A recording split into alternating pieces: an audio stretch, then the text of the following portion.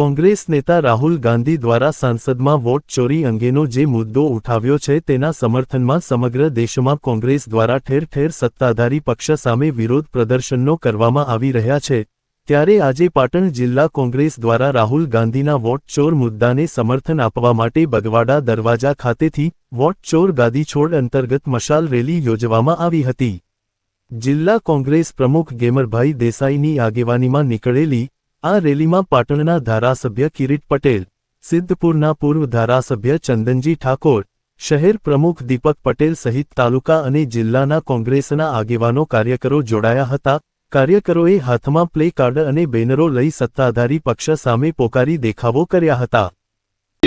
અમારા સન્માનીય નેતા રાહુલ ગાંધીજીએ ટૂંક સમય પહેલા આ ગુજરાતમાં નહીં સમગ્ર દેશની ભારતીય જનતા પાર્ટીની સરકાર કઈ રીતે સરકારો બનાવે છે, કઈ રીતે વોટની ચોરી કરે છે, કઈ રીતે લોકોને હેરાન પરેશાન કરે છે, એની રણનીતિના ભાગરૂપે આજે પાટણ મુકામે એ વોટના વિરોધમાં આજે રેલી યોજવામાં આવી છે। એમાં અમારા કોંગ્રેસના અનેક કાર્યકરો જોડાયા છે। ગેમરભાઈ દેસાઈ જિલ્લા પ્રમુખ અને કિરીટભાઈ પટેલ પણ આવી રહ્યા છે અને સાથે સાથે જે વોટની ચોરી થઈ રહી છે, ગુજરાતમાં ધારે કે 3 તબક્કામાં મતદાન કરવામાં આવે, એક તબક્કાનું મતદાન શેના માટે કરવામાં નથી આવતું? વોટની ચોરી માટે કરવામાં નથી આવતું। દાખલા તરીકે પાટણનો કલેક્ટર કોઈ સૌરાષ્ટ્રમાં જઈને મદદ નથી કરતો અને સૌરાષ્ટ્રનો કલેક્ટર પાટણમાં આવીને મદદ નથી કરતો।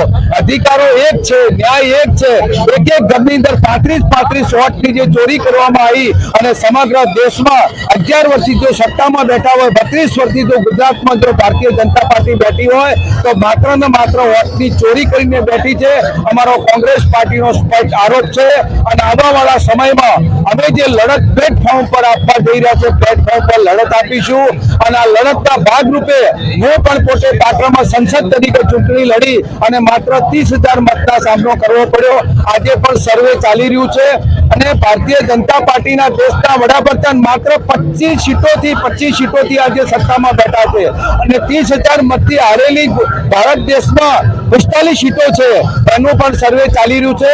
આવવાવાળા સમયમાં ગુજરાતમાં પાટણની જે પ્રમાણે વોટ ચોરી થઈ છે એનું સર્વે કરી ઉજાગર બહાર લાવીશું અને દેશમાં લોકશાહી જે બચાવવાનું કાર્ય કોંગ્રેસ પાર્ટીએ જે હાથ ધર્યું છે એને આગળ ધપાવીશું અમે। બીજા આવા જ સમાચાર જોવા માટે અમારી ચેનલને સબસ્ક્રાઇબ કરો, બેલ આઇકોન બટન દબાવો, લાઇક કરો અને શેર કરો। બેલ આઇકોન બટન દબાવો, લાઇક કરો અને શેર કરો।